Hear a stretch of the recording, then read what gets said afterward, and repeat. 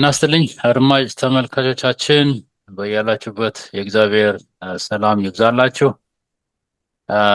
ይህ በየሳምንቱ የመጽሐፍ ቅዱስ ጥናት እየተዘጋጀ የሚቀርብላችሁ በዋሽንግተን ዲሲ እና በአካባቢዋ ከምትገኘው ከሰባተኛ ቀን አክባሪ የክርስቶስን ዳግም ምጽአት ተጠባባቂ ከሆነችው ቤተክርስቲያን በተለምዶ ከሰባተኛ ቀን አድቬንቲስት ቤተክርስቲያን ነው። እንግዲህ በዚህ ሚዲያ በኩል በተለያየ ጊዜ የተለያዩ መጽሐፎችን ቤተክርስቲያናችን ታጠናለች። በየኳርተሩ በአመት 4 ጊዜ የተለያዩ መጽሐፎችን እናጠናለን። ባለፈው ኢያሱን እያጠናን ነበር። አሁን ደግሞ ፊልጵስዩስ እና ቆላሲያስን እናጠናለን ማለት ነው። ከጃንዋሪ ለ3 ወር ማለት ነው እስከ ማርች መጨረሻ ድረስ። እንግዲህ በዚህ ጥናት እንደምትባረኩ ተስፋ አድርጋለሁ። የዛሬውን ጥናት አብረውኝ የሚወያዩት ፕሮፌሰር ብርሃኑ ከቨርጂኒያ፣ ወንድም በፍቃዱ ኢንጂነር በፍቃዱ ከሜሪላንድ ናቸው። እኔ ፍሳ እኔም እዚሁ አሜሪካ ቨርጂኒያ አካባቢ እኖራለሁ። እንግዲህ ውይይታችንን መንፈሳዊ ውይይት ነው እና በጸሎት እንጀምራለን። ይህንን ጸሎት ወንድሜ በፍቃዱ ያደርግልናል።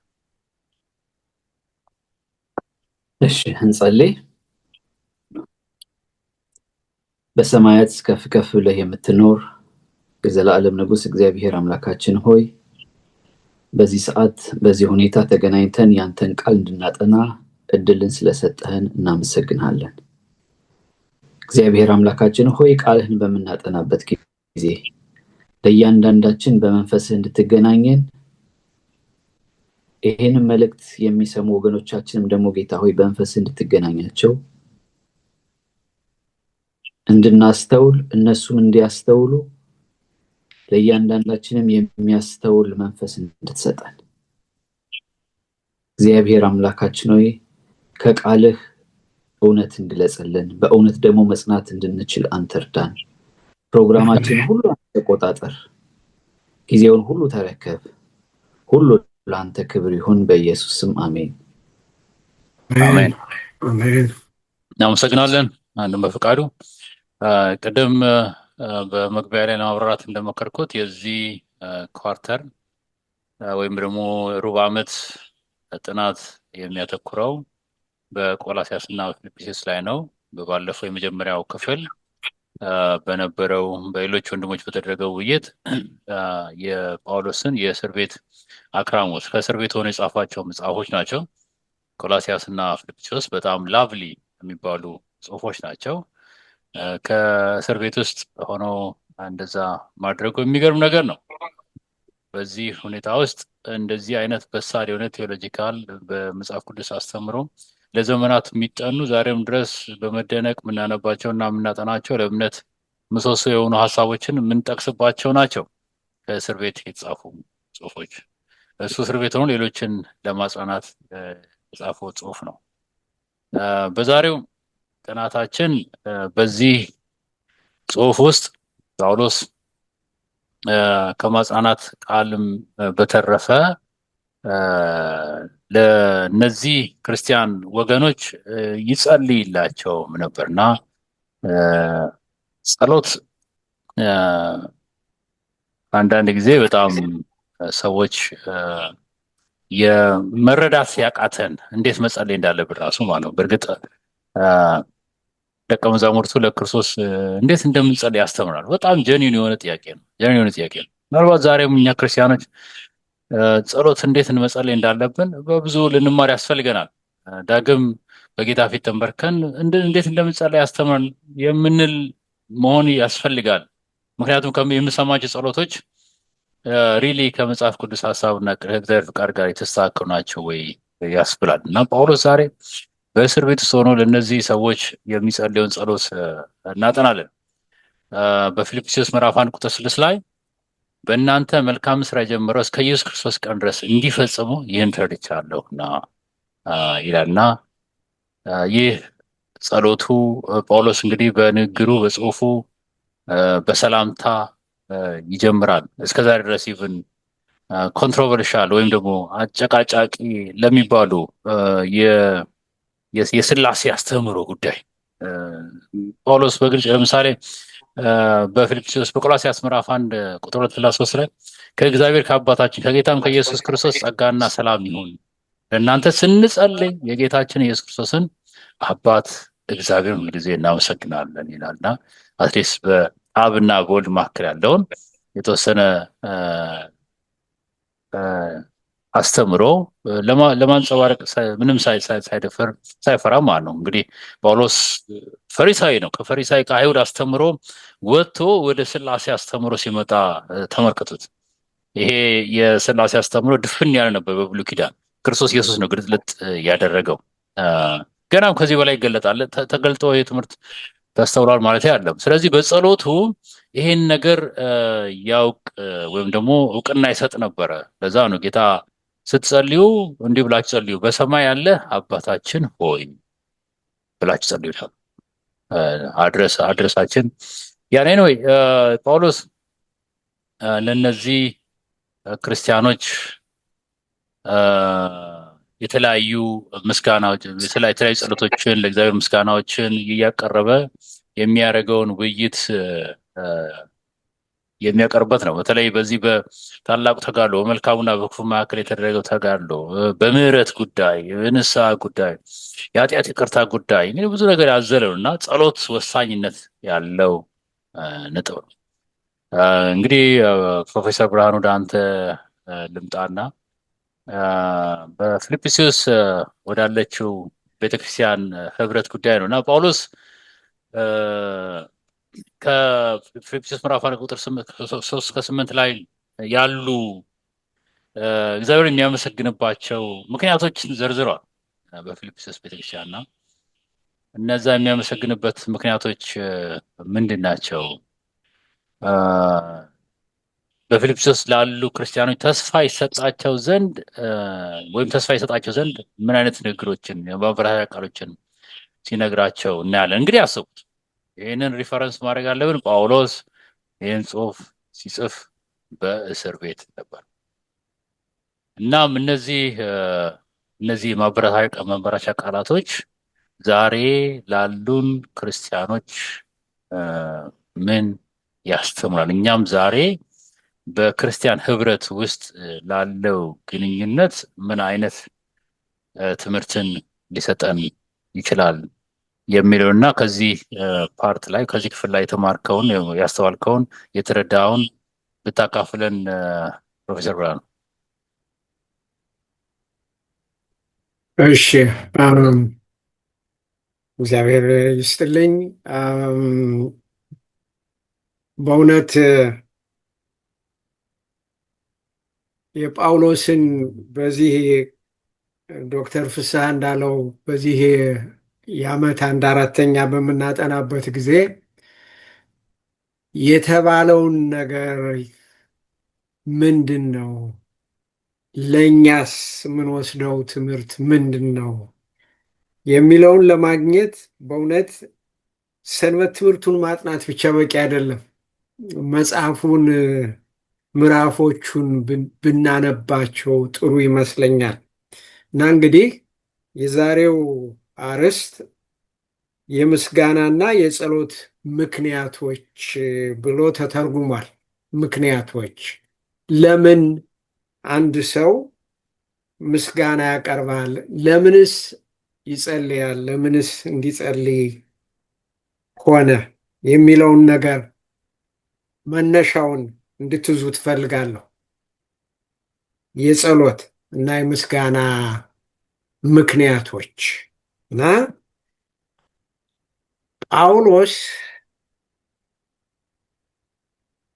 በእስር ቤት ሆኖ አሁን ዶክተር ፍስሐ ሲለው እንደነበር በትልቅ ምስጋና ላይ እና በናፍቆት ላይ ይገኛል። ለምንድን ነው? እንዴት ነው አንድ ሰው እስር ቤት ሆኖ ሊናፍቅም ይገባናል፣ ተለይቷልና ከሰው ግን ምስጋናው ለምንድን ነው የሚለውን ለመመለስ በእውነት ጥቅሶቹን ትንሽ እጥር አድርጌ ባነባቸው ደስ ይለኛል። በፊልጵስዩስ መጽሐፍ በምዕራፍ 1 ቁጥር 3 ጀምሮ ስናነብ እናንተን ባስታወስኩ ቁጥር አምላኬን አመሰግናለሁ፣ ዘወትር ስለ ሁላችሁ ስጸልይ በደስታ እጸልያለሁ። ከመጀመሪያው ቀን አንስቶ እስካሁን ድረስ በወንጌል አገልግሎት ተካፋይ ሆናችኋልና እያለ ይሄዳል እና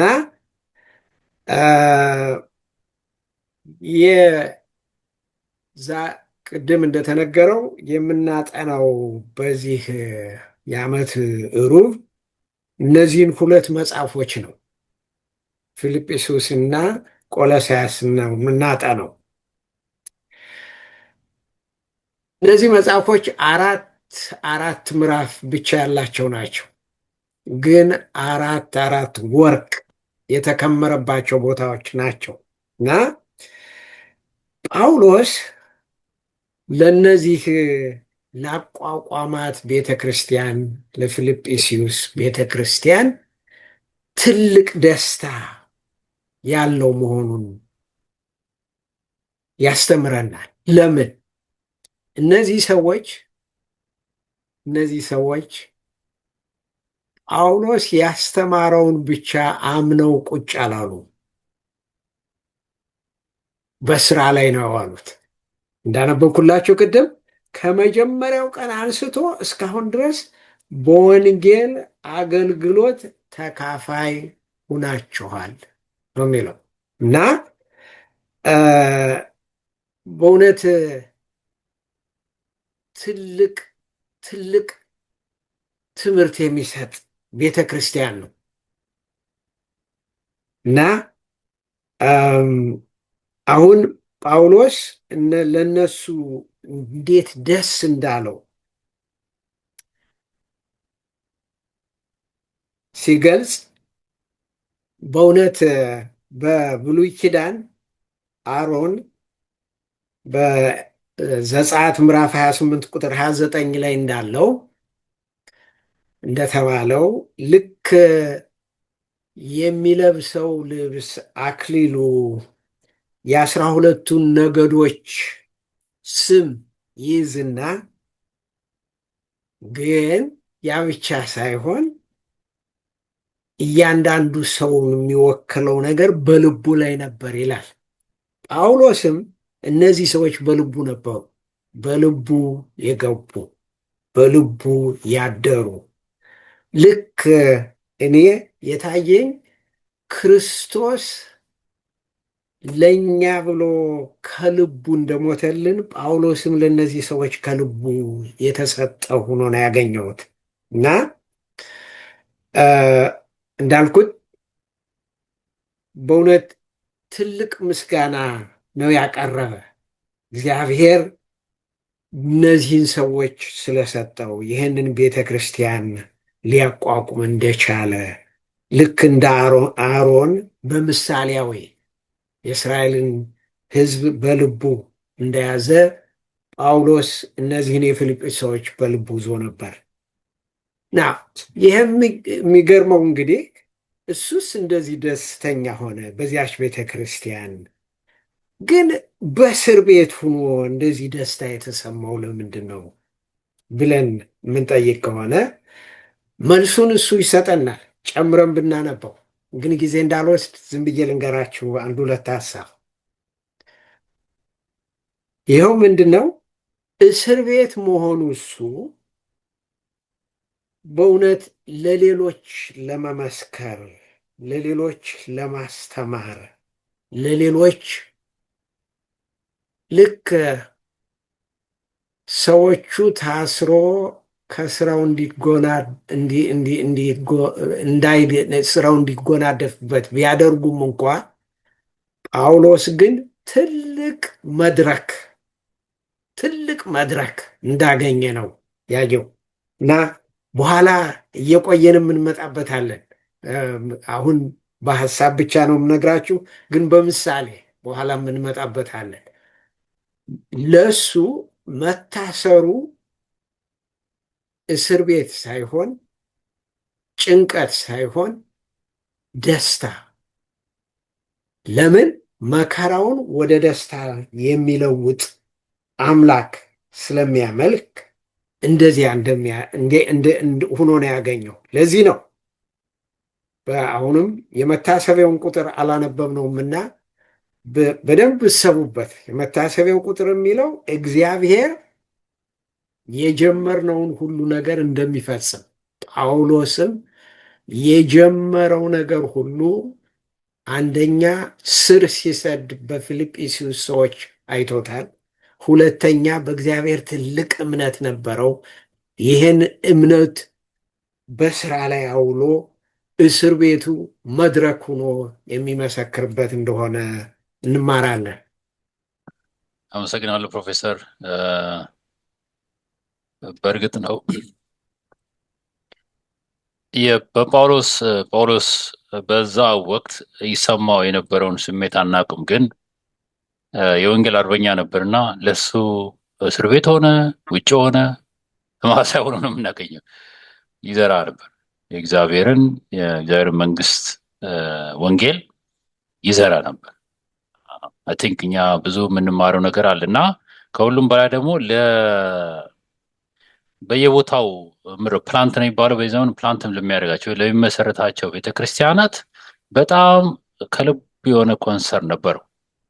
አሁንም ወንድሜ በፍቃዱ የሚቀጥለውን ፓርት ክፍል ያብራራናል። የጳውሎስ ጸሎት ነው የሚለውና ጳውሎስ የሚጸልይባቸው ጸሎቶችን እዚህ ጋር አስቀምጣል። በተለይ በፊልጵስዩስ ምዕራፍ 1 ከቁጥር 9 እስከ 11 ያለውንና ምናልባትም ከዛ የምንማረው ጸሎት ምን መሆን አለበት የሚለውን አትሊስት ልንማር የምንችልባቸው መሰረታዊ ሀሳቦች አሉና ምናልባት በዛ ጉዳይ ላይ ወንድም በፍቃዱ ምን አይነት ጸሎት ነው የጸለየው?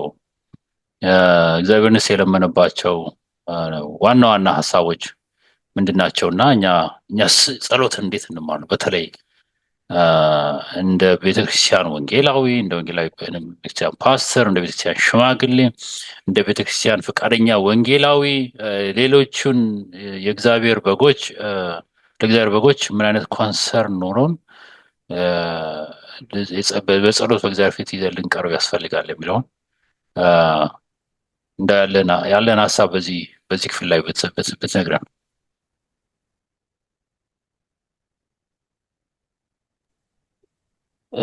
እሺ፣ እዚህ ላይ የጳውሎስን ጸሎት በተለይ በሰኞ ክፍል ላይ ስንመለከት የሚያተኩረው በፊልጵስዩስ ምዕራፍ 1 ቁጥር 9 እስከ 11 ያለው ነው።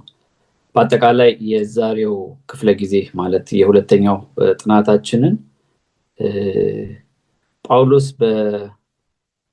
ለፊልጵስዩስ እና ለቆሎሳይስ ሰዎች ከጻፋቸው ደብዳቤዎች ወይም መልእክቶች መግቢያዎቹን ነው የሚያቀርበው። ሰላምታ የሚያቀርበው መግቢያዎቹን ብቻ የሚዳስስ ነው። ግን በመግቢያዎቹ ስለ ጸሎቱና በተለይ ስለ ጸሎቱና ስለ ምስጋናው ነው እያየን ያለነውና የጳውሎስ ጸሎት በዚህኛው ክፍል ላይ የጳውሎስ ጸሎት ምን ይመስላል የሚለውን ስንመለከት ጥቅሱን ባነበው ደስ ይለኛል። በፊልጵስዩስ ምዕራፍ 1:9 እስከ 11 ያለው ለእግዚአብሔርም ክብርና ምስጋና ከኢየሱስ ክርስቶስ የሚገኝ የጽድቅ ፍሬ ሞልቶባችሁ ለክርስቶስ ቀን ተዘጋጅታችሁ ቅኖችና አለነውር እንድትሆኑ የሚሻለውን ነገር ፈትናችሁ ተወዱ ዘንድ ፍቅራችሁ በእውቀትና በማስተዋል ሁሉ ከፊት ይልቅ እያደገ እንዲበዛ ይህንን እጸልያለሁ ይላል። እንግዲህ እዚህ ጋር ጳውሎስ እንዴት ስለሚጸልይላቸው ስለነዚህ ሰዎች ጸሎት ነው እያወራ ያለውና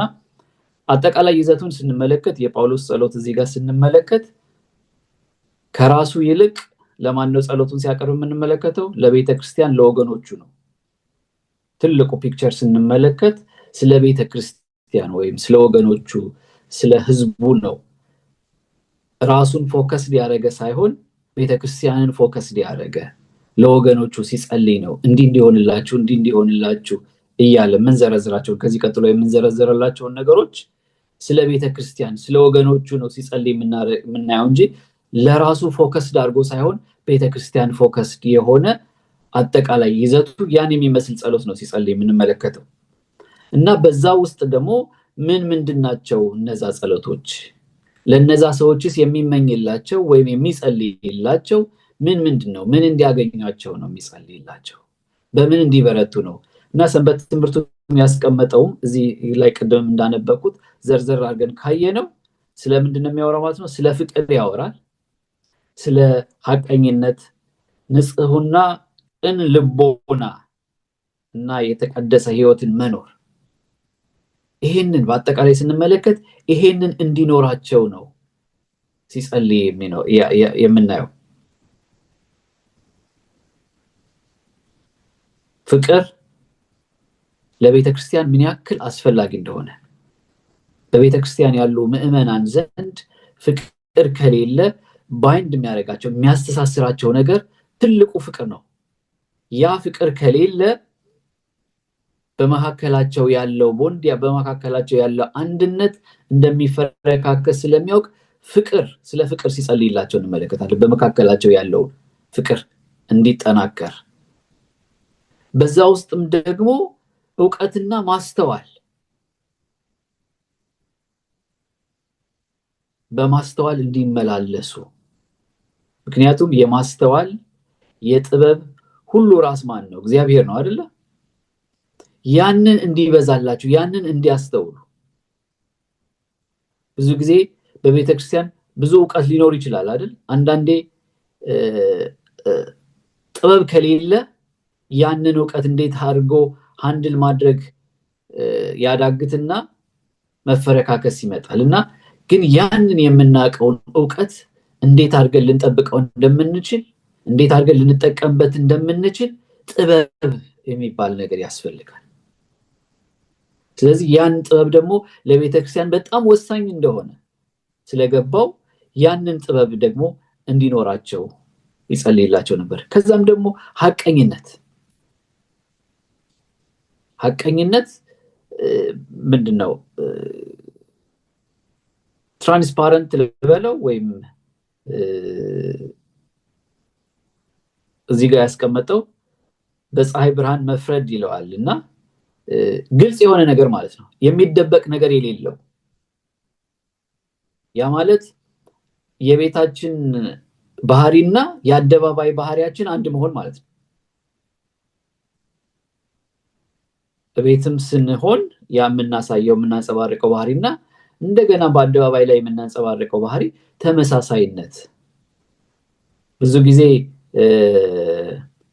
የሚያስቸግረው ባህሪ ምንድነው? ሰዎችን በውጭ ስናያቸው መልካም ነው፣ ቤት ሲገቡ ደግሞ ሌላ አይነት ባህሪ ይኖራቸዋል። በአባባል ምናልባት የቤት ቀጋ የውጭ አልጋ የሚባል አባባል ታውቃላችሁ አይደለ? ቤት እንደ ቀጋ ሾህ ይዋጋል ነው፣ ውጭ ጋር አልጋ ይሆናል ለሌሎች ሰዎች እና የቤት ቀጋ የውጭ አልጋ ይባላል። እና እንደዛ አይነት ባህሪ ሳይሆን ይህ ሐቀኝነት የምንለው ቤትና አደባባይ ላይ አንድ አይነት ተመሳሳይ ባህሪ ያለው፣ ምክንያቱም ውጭ ላይ መደረግ የሌለበት ከሆነ ቤትም መደረግ የሌለበት መሆኑን የሚያመላክት ነው። ሌላው ደግሞ በንጽህናና በቅን ልቦና የምናደርገው ነገር ቅኖች እንድንሆን፣ ቅኖች እንዲሆኑ፣ በንጽህና እንዲመላለሱ፣ የተቀደሰ ህይወትም ደግሞ እንዲኖሩ። ያ ነው ለመንፈሳዊ ህይወታቸው ያ በጣም እነዚህ 5 የተገለጹት ነገሮች በጣም አስፈላጊ ስለሆኑ ያ እንዲበዛላቸው ነው ጳውሎስ ይጸልይ የነበረው። ይሄንን ጸልይላችኋለሁ እንዲሆንላችሁ እንዲከናወንላችሁ እያለ የገለጻቸው ነገሮች እነዚህን ይመስላሉ። በአጠቃላይ ግን ስናየው ይሄ ሐሳብ ምንድነው? ከሱ ይልቅ ለቤተክርስቲያን ፎከስ ያደረገ ራስ ወዳድነት የሌለበት የሌሎችን የተሻለ ነገር ከመመኘት ለነሱ የተሻለ ነገር ከመናፈቅ የተነሳ የተደረገ ጸሎት እንደሆነ እንመለከታለን። የሚገርም ነው። ጳውሎስ በአንድ ቦታ ላይ በቤት ፍርሃት፣ በውጭ ፍርሃት፣ በጫካ ፍርሃት፣ በወንድሞች መካከል ፍርሃት ካለ በኋላ ከዚህ ሁሉ በላይ የሚያስጨንቀኝ የአብያተ ክርስቲያናት ጉዳይ ነው ይላል እና ኢትስ ሰልፍለስ የሆነ ህይወት ነው የኖረው እና ያንን እንዲኖር የሚያስችል ማንም ሰው ስጋዊ ማንነት የለውም። ነገር ግን በመንፈስ ቅዱስ በተለወጠ ጊዜ የክርስቶስን ፍቅር በተመለከተ ጊዜ የእግዚአብሔር መንግስት ምን ትመስላለች የሚለውን በተረዳ ጊዜ ጳውሎስ በጣም ሙሉ ለሙሉ የተለየ ሰው ሆኖ ነው የምናገኘው እና ፕሮፌሰር ብርሃኑ መንፈሳዊ እውቀትና ማስተዋል የሚለው የሚቀጥለው ሀሳብ በተለይ ከፊልጵስዩስ ምዕራፍ 1 ከቁጥር 12 እስከ 18 የተወሰደ ሀሳብ ነው እና እውነት ነው። እሱ በመታሰሩ አንደኛ እንደ ልቡ የትም ቦታ ሄደውን እንዳይሰብክ ሆኗል። ሁለተኛ የቤተ ክርስቲያኗ መስራች የነበረ ሰው እስር ቤት ገባ ሲባልም እንደው እንትኑ ደስ አይልም፣ ስሙ ደስ አይልም። ነገር ግን እዚሁ ጽሑፍ ላይ ጳውሎስ የወንጌል መታሰሩ ምክንያት ወንጌል እንደሆነ የቄሳር ጠባቂዎች ወታደሮች ሳይቀር ተረድተውት ሁሉ እናገኛለን እና ኢምፕሬሲቭ ነው። ዋናውን ሀሳብ የመታ ይመስለኛል። የእግዚአብሔር እቅድም ያ ይመስለኛል እና ምናልባት በእስር ቤት ውስጥ በመሆኑ ጳውሎስ ምን ተሰማው? ስለገጠሙኝ ከነበረው ሀሳብና ስሜት ምን ትምህርት እኛስ እናገኛለን የሚለውና ሌሎችም በመንፈሳዊ እውቀትና ማስተዋል ዙሩ ጉዳይ ላይ ሰው ታስሮ ምን አይነት አስተሳሰብ እና ፐርስፔክቲቭ ነው የሚባለው እይታ እንዳለው እንዴት መገንዘብ እንችላለን? በዚህ ላይ ያለ መረዳት ፕሮፌሰር ብርሃኑ ብታካፍለን። በእውነት ጥሩ ትልቅ ትምህርት ነው። አሁን ወንድም በፈቃዱ ሲነግረን ጳውሎስ የሁሉ መሰረት ፍቅር መሆኑን፣ እውቀት አስፈላጊ መሆኑን፣ ማስተዋል አስፈላጊ መሆኑን ለምናደርገው ነገር ሁሉ ከልብ የመጣ የይምሰል ሳይሆን ለማስመሰል ሳይሆን ከልብ የመጣ እያለ ነው እየዘረዘረ ያስተማረን እና አሁን ይሄ የማክሰኞው የመንፈሳዊ አስተዋይነት የሚለው እንግሊዝኛ የምትናገሩት ሰዎች ብዙዎች እንዳላችሁ እርግጠኛ ነኝ። ስፒሪቹዋል ዲሰርንመንት የሚለው ቃል ይሄ ትልቅ ቃል ነው። በእንግሊዝኛ ስፒሪቹዋል ዲሰርንመንት አፕላይድ፣ መንፈሳዊ ማስተዋል በስራ ላይ ሲውል ነው የሚለው እና ስለ ትምህርት ስለሆነ አሁን እየተማማርነ ስለሆነ ትምህርት አቀራረቡ በሁለት ይከፈላል ብሎ የሚመራመሩ ሰዎች፣ ጥናት የሚያቀርቡ ሰዎች ያስተምሩናል። ይህን ብትዙ ደስ ይለኛል። ትምህርት በሁለት፣ የመጀመሪያው በእንግሊዝኛ ዲክለሬቲቭ ይባላል። ልክ ቃሉን ማወቅ ማለት ነው። ቃሉን ማወቅ። የኢትዮጵያ ዋና ከተማ አዲስ አበባ ናት። ይሄ ቃል ማወቅ ብቻ ነው፣ ነገርን ማወቅ ብቻ ነው። ግን ሁለተኛው የትምህርት አቀራረብ ፕሮሲጀሪያል ይባላል። እንዴት አንድ ነገር እንዴት እንደሚሆን፣ እንዴት እንደሚሰራ፣ ለምን እንደሚሰራ ማወቅ ይጠቅማል እና አሁን ይሄ ፍቅር የሚባለው ቃል እንዲሁ ቃል ነው ወይስ በስራ ላይ ሲውል ምን ማለት ነው? በእስር ቤት ቅድም ታስታውሳላችሁ መሪያችን ዶክተር ፍስሐ ጳውሎስ አሁን በእስር ቤት ሆኖ እንዴት እንደሚሰማው እንኳን አናውቅም ብሎ ነበር እና ቁጥር 12 ምዕራፍ 1 አሁንም ጀምረን ብናነባው እነሆ ወንድሞቼ ሆይ በእኔ ላይ የደረሰው ነገር ወንጌል በይበልጥ እንዲስፋፋ መረዳቱን ታውቁ ዘንድ እወዳለሁ። ይህን ያለው ለምን መሰላችሁ? የፊሊፒንስ ሰዎች ያቋቋመው ቤተክርስቲያን፣ የዚያ ቤተክርስቲያን አባላት ሰው ላኩ ወደ ጳውሎስ። ለምንድን ነበር የላኩት? ሂዶ እንዲያየው እንዴት እንደሆነ፣ እንዴት እየኖረ እንደሆነ፣ በተለይ የዕለታዊ ችግር የሚበላው፣ የሚጠጣው፣ የሚለብሰው ችግሮች እንዳሉ መርምሮ ጠይቆ ሂዶ እንዲነግራቸው ነው። ግን ጳውሎስ እነሱ እንዳሰቡት ሆኖ አይደለም የተገኘው። ይሄ እስር ቤት ቅድም ጀመር እንዳደረኩላችሁ መድረክ ትልቅ ቦታ እንደሰጠው ለሌሎች ለማስተማር፣ ለመንገር፣ ለማስታወቅ። ይህ ማለት እስር ቤት መሆኑን ወዷል ማለት አይደለም። ያ አይደለም። በደንብ ስንመረምረው ነገሩን ስናስብበት በእግዚአብሔር የሚታመን ሰው የደረሰበትን ሁሉ ለበጎ ነገር ወደ መሳሪያነት ይቀይረዋል ብሎ ነው ጳውሎስ የሚያስተምረን። እዚህ ላይ መታሰሬን ወደ በጎ ነገር፣ ይህን ስል ምን ትዝ ይለኛል መሰላችሁ? የዮሴፍ ታሪክ ነው የሚመጣብኝ። እግዚአብሔር እኔ በማምነው፣ እኔ የቴዎሎጂ ተማሪ አይደለሁም፣ ልሳሳት እችላለሁ። ግን በማምነው እግዚአብሔር አንድ ሰው ባሪያ እንዲሆን ፍላጎቱ አይደለም፣ እስር ቤት እንዲገባ ፍላጎቱ አይደለም።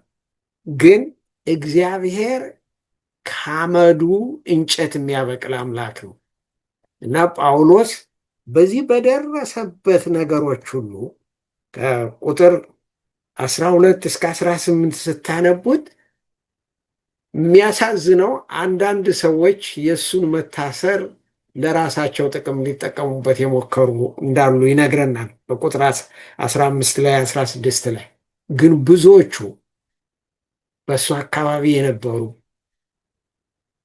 ከእሱ የተማሩ የደረሰበትን ነገር እሱ ለበጎ ነገር የእግዚአብሔርን ቃል ለማሰራጨት እንደተጠቀመበት፣ እንዳልኩት መታሰር ጥሩ አይደለም፣ ግን በእግዚአብሔር የሚያምን ሰው የሚደርስበትን ለእግዚአብሔር አገልግሎት መሳሪያነት ለመለወጥ እንጂ መሮ ተማሮ እግዚአብሔርን ለመሸሽ አይደለም ብሎ ነው ጳውሎስ የሚያስተምረን። ያው የሚገርም ነው። ብዙ ነገሮች እንደ ክርስቲያን የምንማርባቸው ልምዶች የተገለጹባቸው ናቸው። ሁልጊዜ ደስ ብላችሁ እስር ቤት ሆኖ ማለት በጣም የሚገርም ነገር ነው። በጣም የሚገርም ነገር ነው። አታማሩ የሚል ምክንያቱም የእግዚአብሔር ፍቃድ በሁሉም ቦታ ስላለ ማለት ነው። እግዚአብሔር ሳይፈቅድ ጳውሎስ ወደ እስር ቤት ሊወረወር ምክንያት የለም። ነገር ግን እግዚአብሔር አምላክ በጳውሎስ አድርጎ ቄሳርን ደርሶ ነው። እግዚአብሔር አሰራር የሚገርም ሁኔታ ነው። እናም ወንድሜ ፈቃዱ ጳውሎስ ለፊልጵስዩስ ሰዎች የቀረበ ሀሳብ እንደነበረ ሁሉ ከቆላስያስ ሰዎች ጋርም ተመሳሳይ እንደሆነ እናያለን እና ቆላስያስ ሰዎች ሰንበት ትምህርቱ እንደሚናገረው በአካል የተገናኙ አይመስልም። ከቆላስያስ ሰዎች ጋር ግን ተመሳሳይ እይታና ልብ ነበረው ከፊልጵስዩስ ካሉ ሰዎች ጋር እና እግዚአብሔርን የሚያመሰግን ነበር። ከሰማው አንጻር ማለት ነው፣ ይጸልይላቸው ነበር። እናም ጳውሎስ እግዚአብሔርን የሚያመሰግንባቸው 3 ነገሮችን ጠቅሰዋል እና በዚህ በቆላስያስ ምዕራፍ 1 ከቁጥር 3 ከ8 ወይም ከ4 ከ8 ያለውን አካባቢ ስናጠናና በዚህ ጉዳይ ላይ ምን አይነት ባህሪያቶችን ዋና ባህሪያቶችን ነበረ ሲያነሳ የምናየውና ዛሬስ እኛም እንደ ክርስቲያን እነዚህን ባህሪያቶች ለማሳየት ምን አይነት መንፈሳዊ መነሳሳት ያስፈልገናል የሚለውን ብታስረዳ።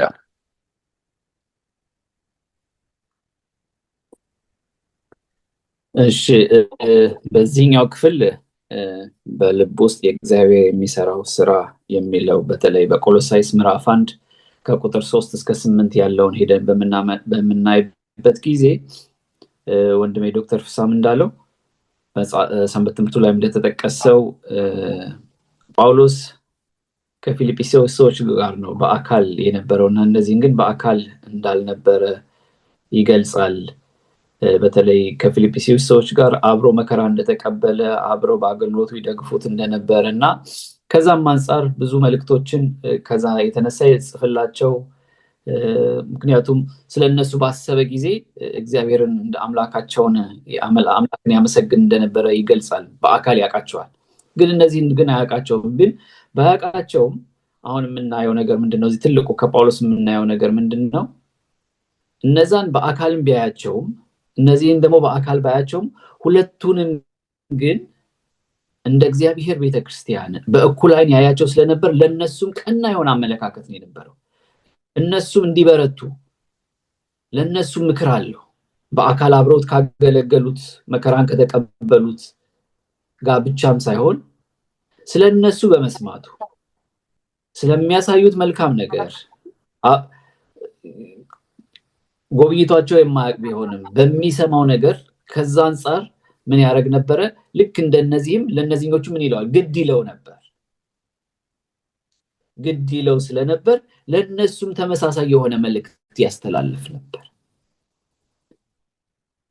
እዚህ ጋር አድሎ ሲያሳይ አንመለከትም። እነዚህም አብረው መከራ የተቀበሉ ናቸው ብሎ ለነሱ ብቻ መድሎ ሳይሆን የሚያሳየው ለነዚህኞቹም አብረው መከራ ባይቀበሉም በሚሰማው ስለ እግዚአብሔር ካላቸው ፍቅር የተነሳ ያለውን መልእክት ሲያስተላልፍላቸው እንመለከታለን። እና እዚህ ጋርም የሚያስተላልፍላቸው መልእክት በሶስት ሐሳቦች በእምነት ተስፋና ፍቅር ላይ መልእክትን ሲያስተላልፍላቸው እንመለከታለን። ምክንያቱም እነዚህ ነገሮች ዛሬም በእኛ ዘመን ላለን ክርስቲያኖች መሰረታዊ የሆነ ነገር ስለሆነ ነው። ቀደም ስለ ፍቅር ስንነጋገር ታስታውሱ ከሆነ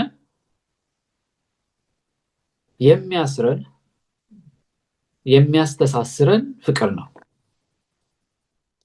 በእኛና በእግዚአብሔር መካከልም እኮ ያ ፍቅር ነው አይደለ?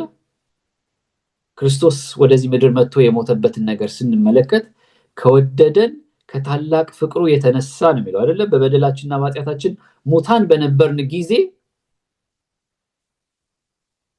ከክርስቶስ ጋር ሕይወትን ሰጠን ይላል አይደል? እና መሞት ያስፈለገው እንዲሞት ያደረገው ነገር ምንድነው? ከወደደን ከታላቅ ፍቅሩ የተነሳ። ስለዚህ በእኛና በእግዚአብሔር መካከል ያለው ግንኙነት በምን የተመሰረተ ነው? በፍቅር የተመሰረተ። እኛም ደግሞ ከወገኖቻችን ጋር ከቤተክርስቲያን አባሎች ጋር በቤተክርስቲያን ውስጥም ፍቅር ምን ያክል ሰፊ ቦታ ሊሰጠው እንደሚገባና እኛ ራሳችን በዛ ፍቅር መመላለስ እንዳለብን። ያ ፍቅር ምድራዊ ፍቅር አይደለም፣ ከላይ የሚሰጥ ፍቅር ነው። ሰማያዊ የሆነ ፍቅር ነው። ያቺ ፍቅር ሰልፊሽ አይደለችም፣ ራስ ወዳድ አይደለችም፣ የራሷን የማትሻ ፍቅር የምትመጣው ከማን ነው? ከላይ ነው አይደለ? እዚህ ግራም ተጠቅሷል። በያዕቆብ 1:17 ላይ የተጠቀሰው ስንመለከት በጎ ስጦታዎች ሁሉም ፍጹም በረከት ሁሉ ከላይ ናቸው ይላል አይደለ? ይሄ ፍቅር ከላይ የሚሰጠን ነው። ሁሉም ፍጹም ነው። ከላይ የሚሰጠን ነገር ሁሉ ፍጹም ነው። ስለዚህ ይሄንን ለማግኘት ደግሞ ምን ያስፈልጋል? ማመን ያስፈልጋል። ምክንያቱም እግዚአብሔር ለኛ ያለውን ፍቅር ስንመለከት ይላል ሰንበት ትምህርቱ በኢየሱስ እናምናለን። ስለዚህ እምነት ይኖረናል ማለት ነው። እምነት ሲኖረን ደግሞ ምን እናደርጋለን? በእምነት ተስፋ እናደርጋለን። ተስፋ፣ እምነትና ፍቅር በጣም ለክርስቲያኖች በጣም ወሳኝ የሆኑ ነገሮች ስለነበሩ ነው ጳውሎስ ያን ነገር ሲጽፍላቸው የምንመለከተው ለቆሎሳይስ ሰዎች ማለት ነው። ዛሬም በእኛ ዘመን ይሄ ነገር ያስፈልጋል። ሰው ተስፋ ከሌለው እኮ መኖር ያጓጓል እንዴ? አያጓጓ ማለት ተስፋ ከሌለ። አንድ አባባል አለ። ቅድም ፕሮፌሰርም እንዳለው መቼም እንግሊዘኛ በብዛት እንሰማለን ብዙዎቻችን እና ምን የሚል አባባል አለ? if you lost your money you lost nothing ይላል። if you lost your time you lost something. if you lost your hope you lost everything. ምክንያቱም ገንዘብ ብናጠፋ ምንም እንደጠፋ መቁጠር የለብንም ነው። ጊዜም ካዋከንን ደግሞ አትሊስት አንድ ነገር አዋክነናል። ምክንያቱም ልንመልሰው አንችልም ጊዜን አይደለም። ግን ተስፋን ካጣንና ተስፋ ሉዝ ካደረግን ምን አደረግን ማለት ነው? ሁሉን ነገር እንዳጣን ነው። ሰዎችን እንዲኖሩ ሰስቴን እንዲያደርጉ የሚያደርጋቸው ነገር ምንድነው? ተስፋ ነው። የሚወደን አምላክ አለ ብሎ ተስፋ ማድረግ አይደል? የሚወደኝ አምላክ አለ ብሎ ማመን፣ ይሄ ነገር ይሆንልኛል፣ ክርስቶስ ዳግም መጥቶ ይወስደኛል፣ ተስፋ ነው አይደል? የታመነ ተስፋ ነው አይደል? የምናምነው ተስፋ ነው። ስለዚህ ተስፋ በጣም አስፈላጊ ነገር ነው። እንደ ቤተክርስቲያን ኢነርጄቲክ ሆነን እንድንቆም ተስፋ ወሳኝ ነገር ነው። ስለዚህ ለዛ ነው ስለ ተስፋም ሲነግራቸው ሲመክራቸው ወይም ሲጸልይላቸው የምንመለከተውና እነዚህ ዛሬም በእኛ ህይወት እምነት፣ ተስፋና ፍቅር ቤተክርስቲያንን ሊያንቀሳቅሱ የሚችሉ ትልቅ ኃያል ነገሮች መሆናቸውን እንድንገነዘብና በነዛ ላይ ልንሰራ ያስፈልጋል። ተስፋ ስንል ሰማያዊ ተስፋችን ነው። እምነትም ስንል ሰማያዊ እምነት ነው። ፍቅርም ስንል ሰማያዊ የሆነውን የእግዚአብሔርን ዘላለማዊ ፍቅር ነው ማለት ነውና ይሄ ነገር ለኛም ቢሆን ዛሬ በተለየ መንገድ ልንሰራበት የሚገባ አርስት ነው። ቀላል ቃላቶች ናቸው ሲጠሩ፣ እምነት፣ ተስፋ፣ ፍቅር ግን ዓለምን የያዙ ናቸው። እንዳልከው በፍቃዱ እንዳለው if you lost hope you lost everything። ብዙ ሰዎች ሱሳይድ የሚፈጽሙት በጣም ኤክስትሪም ቋንቋ ነው እየተጠቀምኩ ያለሁት፣ ግን ያ ነው ተስፋ ሲቆርጡ፣ ተስፋ ሲያጡ ዛሴት ምን በቃ ከዚህ በኋላ ህይወት ምንድን ነው ይላሉ። እና ሁሉ ነገር ነው የሚጨለምበት። ቀላል ነገር አለም ተስፋ፣ ፍቅር ቀላል ነገር አለም። አልተፈቀርኩም ብሎ ሰው ስንት ጣጣ ውስጥ ይገባል፣ ይጎዳል። ሳይኮሎጂካሊ ሜንታሊ ዋቴቨር ሰው ይጎዳል። እምነት፣ ተስፋ፣ ፍቅር፣ እምነትም ሰው በእምነት ነው የሚኖረው። እምነት ነገ የሆነ ነገር አገኛለሁ እያለ ነው።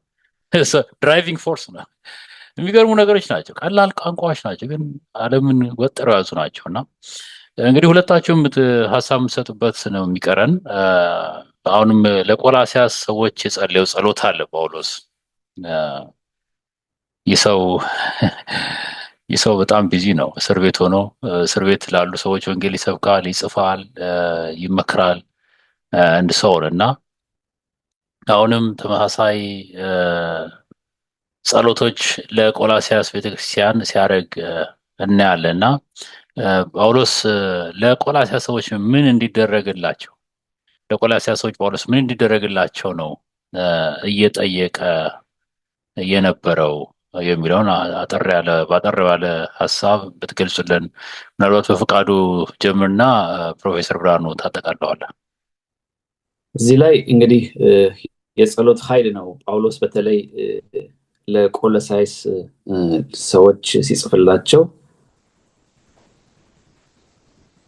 ጸሎት ምን ያክል ኃይል እንዳለው፣ የምንጸልይባቸው ነገሮችስ ምን እንዲኖረን ነው።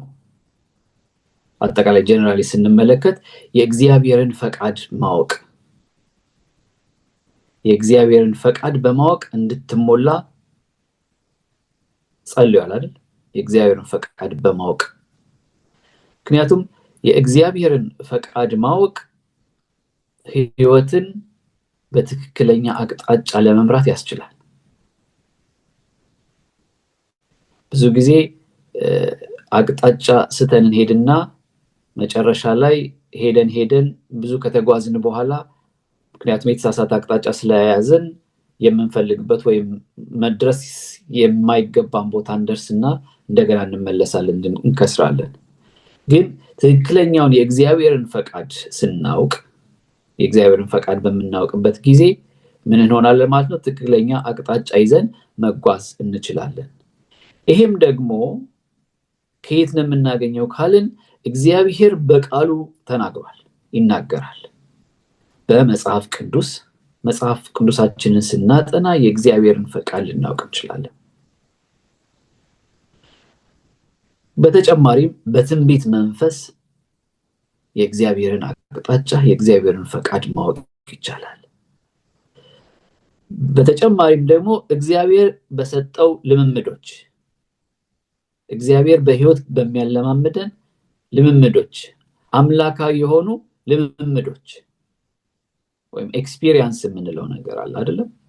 በምድርም እንኳን በምድራዊ ነገርም እንኳን ተፈላጊ ለመሆን ጥሩ ልምድ ያለው ሰው ተፈላጊ ነው አይደለም? ምክንያቱም ልምድ ትልቅ ሮል ስለሚጫወት ማለት ነው። ልምድ ማለት ሁል ጊዜ የተሳካለት ማለት ሳይሆን ከውድቀታችንም እንማራለን አይደለም? አንድ ነገር ሞክረን ሳይሳካ ሲቀር ያ ውድቀት ሳይሆን ምንድነው ያ ነገር እንደማይሰራ ተምረንበታል። በአጠቃላይ ግን ልምድ ነው።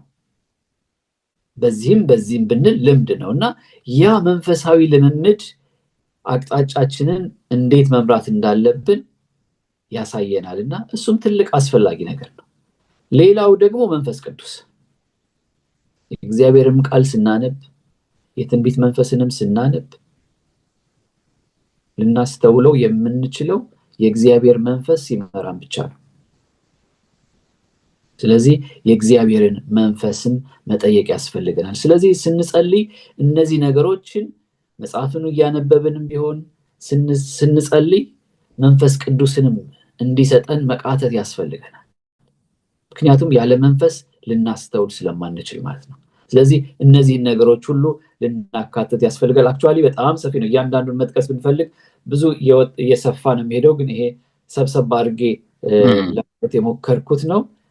ይሄን ካልኩኝ ዘንድ ይበቃኛል። ታንኪዩ። ተባረክ ፕሮፌሰር ብርሃኑ።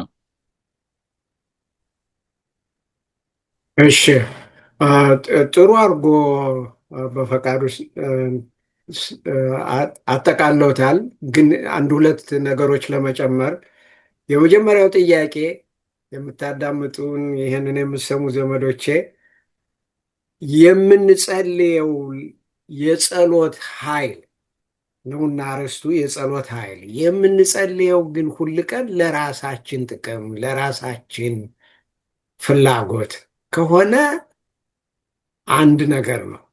ግን ይሄ ነገር ግን የጳውሎስ ትምህርት ዛሬ የሚያስተምረን ለቆሎሳይስ ሰዎች የተነገረው የእግዚአብሔርን ፈቃድ ለማወቅ መጸለይ። አምላኬ ሆይ ፈቃድህ ምንድን ነው? ፈቃድህ ምንድን ነው? ይህ እንግዲህ ጥያቄውን እንዲህ ብለን ስናነሳ የሚነግረን ብዙ ነገር አለ። ከሚነግረን ነገር አንዱ ለመማር ለማወቅ ፈቃደኞች ነን ማለት ነው። ለመማር ለማወቅ ፈቃደኝነት ከሌለ መጽሐፍ ቅዱስን ያጠኑ ብሉይ ኪዳንን ያጠኑ የእስራኤል መሪዎች አንዳቸውም እንዲህ አደረጉ ተባላሉ። እንደ ኒቆዲሞስ ያሉ አልፎ አልፎ ፈቃደኝነት ያስፈልጋል እና ያንን የእግዚአብሔርን ፈቃድ ለማወቅ ከሆነ ከምንድን ነው የምናገኘው የሚለውን ወንድሜ አሁን ጥሩ አድርጎ ሰንበት ትምህርቱ ያቀረበልንን ነግሮናል። መጽሐፍ ቅዱስ የመጀመሪያው ትልቁ ምንጭ ትልቁ እሱ መሆኑንና ሌሎቹም ነገሮች በተለይም የመንፈስ ቅዱስ እርዳታ እና ለማጠቃለል ግን ጳውሎስ እኔ በጣም ከምወዳቸው ከማከብራቸው የጌታ አገልጋዮች ባሪያዎች አንዱ እሱ ነው። ይገርመኛል። አሁን ወንድሜ በፈቃዱ እንዳለው ሂዶ ያቋቋመውን ቤተ ክርስቲያን የፊልጵስዩስን ማለት ነው እና እነዚህኞቹን እኩል ነው ያያቸው። እግዚአብሔር የሚጠብቅብን ይሄ ነው ይመስለኛል። እኔ አንድ ሰው ስናይ ክርስቶስ እንደሞተለት ብናይ በዚያ ሰው ላይ አደጋ ለማድረግ በዚያ ሰው ላይ ግፍ ለመስራት አንደፍርም። እግዚአብሔር ቀይ ነጭ ይሄ ያ ሳይል ጥቁር ሳይል ለሁሉ እግዚአብሔርን ዓለምን ወዷልና እና አሁን በደንብ ምዕራፉን ልዳችሁ ብታነቡት ጥሩ ነው። ለምሳሌ ምዕራፍ 1 ቁጥር 9 ጀምሮ ስታነቡት አንድ ለነዚህ ለቆሎሳይስ ሰዎች አስተማሪ የሆነ ኤጳፍራ የሚባል ሰው እንደመጣ እና ጳውሎስ ከሱ እንደተማረ ስለነሱ እንዴት ደስ እንዳለው ይጀምርና ከዚህ የተነሳ እኛ ደግሞ ይህንን ከሰማነበት ቀን ጀምሮ እግዚአብሔር የፈቃዱን እውቀት በመንፈሳዊ ጥበብና መረዳት ሁሉ ይሞላችሁ ዘንድ እንጸልያለን። በእውቀት በጥበብ በማስተዋል በትህትና ለመማርም ለማስተማርም የቀመስነውንም ለማቅመስም እንደሚገባ አርጎ ነው የጸለየው እና እንደዚያ ሁነን እንድንገኝ የምንማር የምንመረምር አለማወቃችን ማወቅ ነው ብለን ማንቆጥር ግን ጌታ አሁን በእነዚህ በአራቱ በተነገሩና በመጽሐፍ ቅዱስ በእግዚአብሔር ኃይል በመንፈስ ቅዱስ ኃይል በትንቢትም በተሰጠና በኤለን ጂ ዋይት በተጻፉ ጽሑፎች አድርገን እውነቱን አውቀን እውነቱን ማወቅ ብቻ ሳይሆን ለመኖር መሞከር እንዳለብን የሚያስረዳ ትምህርት ነው። አሜን አሜን። በጣም ጥልቅ ትምህርት ነው። በተለይ እንደ አንድ ክርስቲያን ኃላፊነት እንዳለበት ምን አይነት መሰረታዊ ሀሳብ መውሰድ እንዳለብን ለመንጎች፣ ለጓደኞች፣ ለእህት ወንድሞች መጸለይን፣ መንከባከብን ምን እንደሚያስፈልጋቸው ብዙዎቻችን እኮ ጌታ እኮ ደቀ መዛሙርቱ እናንተ የሚያስፈልጋችሁን እንኳን አታውቁም ብላችኋል፣ የምትጠይቁትን አታውቁም አይነት ነገርና ጳውሎስ ግን ተረድተዋል። በእስር ቤት ሆኖ ውጭ ያሉትን ሰዎች በመንፈሳዊ እድገት እንዲበለጸጉ እንዲሆኑ የሚጸልይና የሚያመላክት ሆኖ አግኝተነዋል። እንግዲህ እግዚአብሔር አምላክ እኛም እንደ ጳውሎስ እስር ቤት አለንም፣ በነፃነት ነው የምንጓዘው። ብዙዎችን ግን ወደ ዘላለም መንግስት የምንመራ እንድንሆን እመኛለሁ። ቅዱሳን አድማጭ ተመልካዮቻችን እስካሁን በተደረገው ውይይት እንደተባረካችሁ ተስፋ አድርጋለሁ። ይህ ትምህርት ይቀጥላል። ይህ ሁለተኛ ክፍል ነው። በጥልቀት ወደ ፊልጵስዩስ እና ወደ ቆላሲያስ የጳውሎስ እይታና አስተምሮ እንገባለን። በተለያዩ አስተማሪዎች፣ ፓናሊስቶች የተለያዩ ሀሳቦችን ታገኛላችሁ። እናም ተካፈሉ የሚል ማበረታቻ እንሰጣችኋለን። እንግዲህ በጸሎት እንደጀመረን አስጀምሮ ያስጨረሰን አምላክ ማመስገን አለብንና መዝጊያውንም በጸሎት ነው የምናደርገው። ፕሮፌሰር ብርሃኑ በጸሎት ይህን ውይይት ጊዜ ይደመድምልናል። እሺ እንጸልይ። እግዚአብሔር አባት አዲስ ቀን አዲስ ህይወት ሰጥተህን ስለዋልክ እናመሰግንሃለን። አሜን። እግዚአብሔር አባት ሆይ በዚህ ጊዜ ቃልህን ለማንበብ እንድንችል ማየቱን ለማስተዋል እንድንችል አእምሮውን በይበልጥም ለማመን እንድንችል እምነቱን ሁሉንም አንተው ስለሰጠህን እናመሰግንሃለን። አሜን።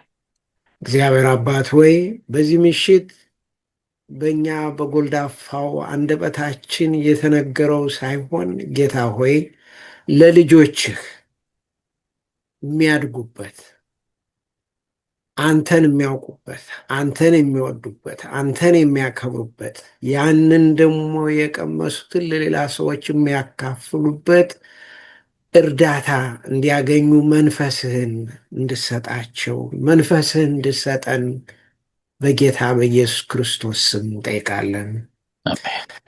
እግዚአብሔር አባት ሆይ ጸሎታችን ስለሰማህን ልጆች ሁነን እንድንኖር ጥሪውን ስላደረክልን እንደ ጳውሎስ ያሉ አገልጋዮች በዚህ መሬት አስቀምጠ መሪዎቻችን፣ አስተማሪዎቻችን እንዲሆኑ ይህንን ስለሰጠህን ተመስገን። የቀረውን ምሽት አንተ ባርክ። ለልጆችህ ሰፊ ትምህርት አንተ በመንፈስ አስተምርልን።